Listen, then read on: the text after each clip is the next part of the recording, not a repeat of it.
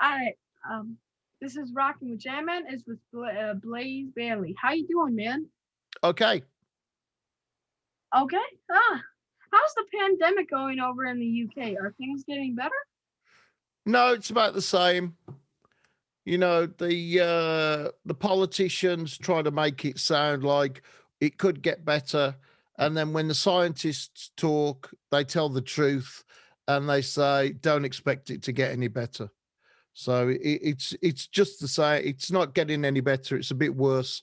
It's about the, it's the worst that it's ever been, even though they're doing the vaccinations. Unfortunately, in my country, we never know if it's getting better or worse because if somebody wants to look good, here they say the virus is getting better. If they want somebody to look bad, they say the virus is out of control. Well, I think it's just the difference between the politicians and the scientists.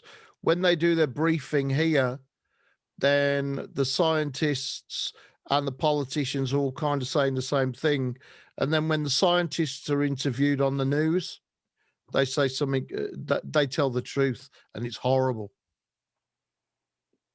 At least the lockdown was all bad for you. You got complete your new album though. War Within Me. War Within Me. Well, we had a lot of extra time. We were scheduled to record it anyway in 2020. And every time a gig got postponed or cancelled, it meant we had a little bit more time to live with the songs. And I think that's really made for a much better album.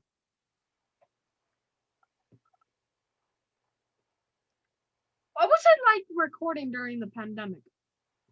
Well, it's the first album I've ever made where I haven't been in the same room as the drummer. Normally, we'll write the songs, then we'll get the arrangements together, then we'll have some rehearsals with the drummer and the bass player, and we'll go over those drums with a fine tooth comb, and we'll put all extra little bits of fills in. And, you know, we really go to town on the drums, but this time we couldn't do that. We had to keep things quite simple because I'd send things off to Martin, the drummer, say, get me a groove on this. Here's the arrangement. Here's the kind of thing I'm looking for. He'd send things back, and we'd just keep it simple as much as we could. So the the drums on War Within Me are much less elaborate, but it is good. And I think we've got a great drum sound on it, bizarrely. It's one of the best drum sounds we've had, if not the best drum sound that we've had over recent albums. So it was very different. And though we don't sit right next to each other here in the home studio, we were very conscious that we would keep a distance while we were here. So we were like 3 meters apart all of the time, and we were, extra careful about things. Also, we would have 15 days together because that's the quarantine time. Forget about symptoms, we never got sick or anything. And then when we went home, we'd be away for 15 days. So we'd keep working within these windows. I think we were lucky to be able to do that. Is there a theme for this album? Did the pandemic affect the lyrics? Well, there's no pandemic featured in the lyrics, but the whole album is positive, and I meet a lot of my fans, and I know some people on a first name basis. I do a free meet and greet at every Blaze Bayley concert. So while we were sitting here and people weren't allowed to go out, I already had some ideas that I wanted it to be quite a positive record before. But when we were sat here and things were bad, then I thought, no, it's more than that now. It has to be positive. It has to be something that you put on, it picks you up, and at the end of it, you feel better than when you started. And I had my fans in mind, and I kept thinking about them. How will they feel when they put this album on? And I'm going to be in their head. They'll put their headphones on, or they'll have me in their car.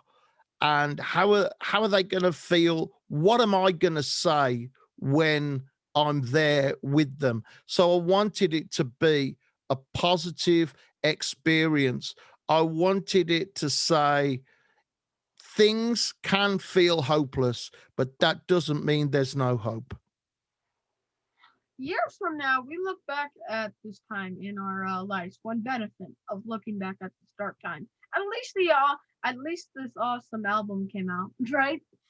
Well, yeah, I had more time than I expected to make it. And certainly that time has contributed hugely to how the album has come out. So tell me, what is it like? What was it like the day you got a call to join Iron Maiden? Well, I didn't get a call to join Iron Maiden. I got a call to say I could have an audition. And there were about 1,500 people that applied for it. And they got it down, I think, to about 12 people auditioned with the band, and they liked my voice. I don't know why they chose me because I'm so different to Bruce.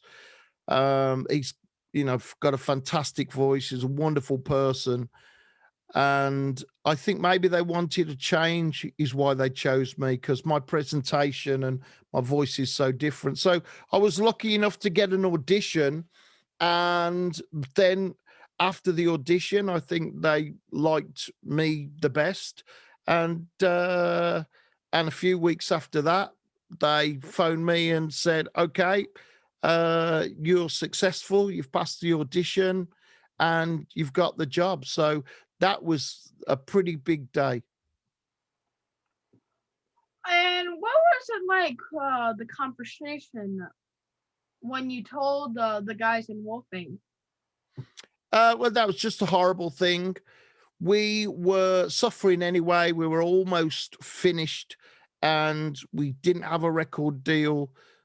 It was just a horrible time. Years before, when you opened for Iron Maiden, did you ever imagine you would be the singer?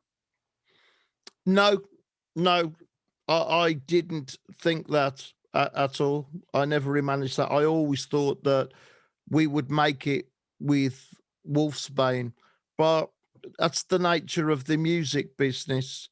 Is you can have wonderful breaks, but things will still go against you.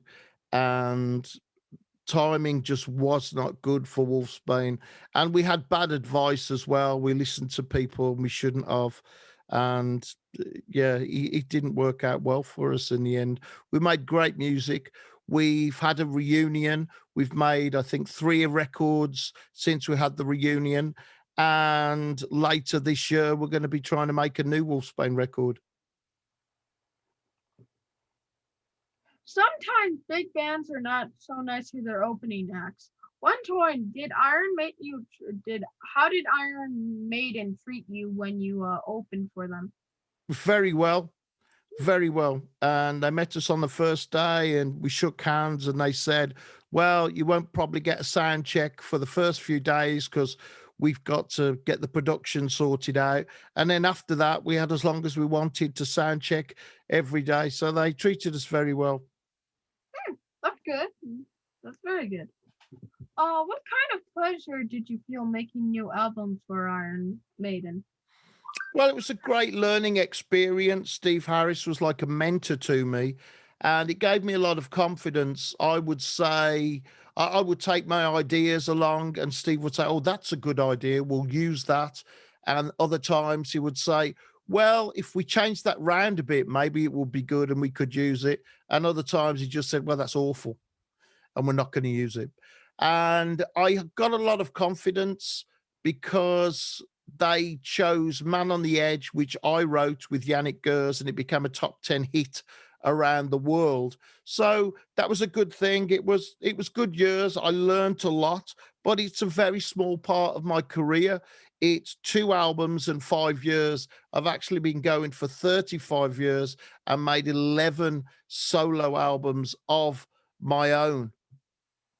I think your albums were a little darker, and I really like those albums. Yeah, they are much darker, and it's nice in some ways.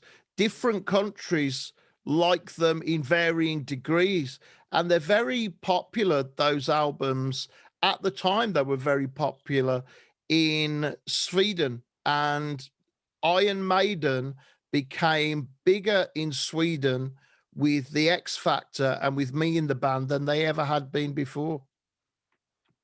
Do you think they would have been more successful if you guys released them under a different name? Like instead of taking over from Iron Maiden, you guys called it a new band. No, that's no. It takes years and years to make a name for yourself. So if you change your name, it's a kiss of death. You may as well give up. Hmm. What was it like singing the high pitched stuff from early Maiden songs? I'm sorry, I didn't understand. What is it? What is it like singing the higher pitched stuff from early Maiden songs? Oh, it's great fun. They're such wonderful songs. Wonderful, wonderful songs. So it was a lot of fun to do the old songs. Looking back at your time with the band, do you wish you did anything different? Um, I don't think so. I think the most difficult. No, I don't think so. It was a good time. And the main reason that Bruce came back was because of pressure from EMI, the record company. Everybody was having a reunion. Black Sabbath had a reunion. Judas Priest had a reunion. Deep Purple had a reunion. And EMI wanted Iron Maiden to have a reunion with Bruce because at that time, CD sales in the world were going down. MP3 was taking over. And the record companies were really, really hurting because of that. And they wanted to get interest in the band again. And so it was working. It was proven that reunions were working. I know you hurt your voice on the last tour. How long did it take until you got better? On my last tour? Yeah, No, I didn't. with Iron Maiden. With Iron Maiden, you hurt. Yeah, that take normally anytime you lose your voice, it will normally take between 14 and 21 days to get better. When do you think you? When do you think you will get to tour again? That is an unknown. What's happening right now is something, it's the first time that this has ever happened in the history of the world, as far as we know it.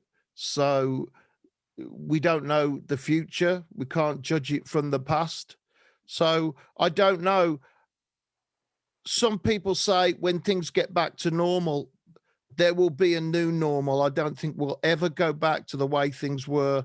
And people of my generation will look back and feel truly lucky that we were able to experience that.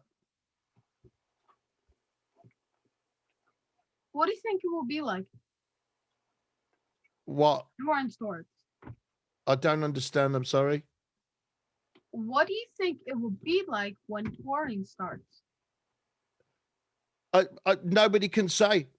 I don't know what it will be like. I don't even know if it will start.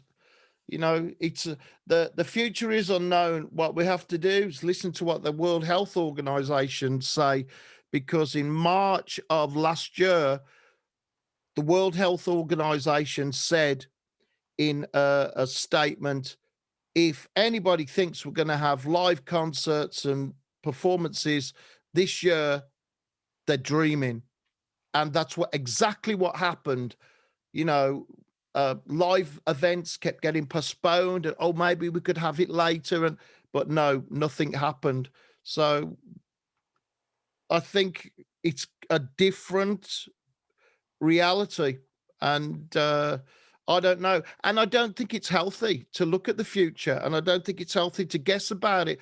We're not in the future. We're not living in the future. We're right here, right now. And all the time that we try and live in the future and think about something better, we're not living right now. And this is when we have to live. And the decisions that we make each day and each moment right now, that will dictate our lives in the future. We have to live now. We have to rise up. We have to get up, take responsibility for our lives, and try and do the best we can right now, every day. Forget about the future. It's not coming, it's not here. Live now. And that way, we might get to a future. I think every band in the world ready to tour, and it's all starting once. There will be a lot of competition to get fans to watch their shows. People are going to have to, or people are going to have so much money to spend on tickets, even if they want to see a show going on. Is that a question? Statement. I'm sorry, I don't understand. Uh, you think there would be a Iron Maiden tour with you and Bruce and Paul all taking turns signing your songs? No, I don't think that would ever happen, but I would really like it if it did. I think it would be a huge amount of fun at some time in the future to do a big anniversary tour. I don't think it will happen, but it would be a lot of fun. It might be hard for Paul with his knees. Do you see? Did you see he started the crowd funding to get his knee fixed? No, I didn't see that. Out of all the things taken away from us, they're trying to get us to stay home. Can't go to work or school. Do it online. Can't do a restaurant. Have it delivered. Can't go to movies. And all new movies are released online. But the one thing you can never take away is live music. Nothing will ever replace a concert. Yeah, that's right. But this is the world that we're living in. So we just got to make the best of it. So what's next for you? Well, I'm writing a novel. My last three albums were a concept called Infinite Entanglement. And that came from a story, a science fiction story that I started writing. And as it progressed, the albums took over the story. So now I have to catch up. And I've promised my fans a book that will explain the whole concept and that will give the backstory of a lot of characters. So I'm working on that. And next, after that, it's a new Wolfsbane album. Uh, what about uh, what about autobiography? There is an autobiography. It's written by Larry Patterson. It's called The End of the Day, and it's available on Kindle. Favorite memory from playing a live show? I'm sorry, I didn't understand that. Favorite memory from playing a live show? Do you have one? Um, no, I think really my favorite memories of the smallest shows, you know, um, and being able to meet my fans. We were just getting to a stage where I could play the same venues two nights in a row because I was able to sell them out. And that felt really good because it was much less traveling. And some people could go to both shows.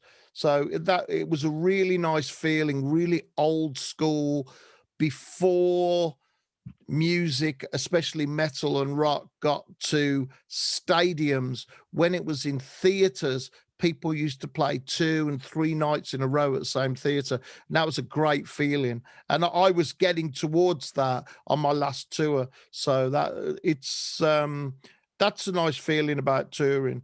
But I've been moving for about 30 something years. I've been doing this.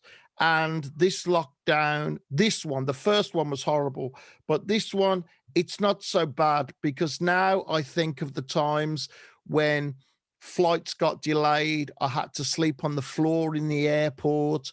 I had to just sit in a van for hours, run across airports trying to catch flights, spend hours on a tour bus over bumpy roads in Russia. So it's nice to wake up at home. How do my followers follow you? I'm sorry. How do my followers follow you? It's blazebayley.net.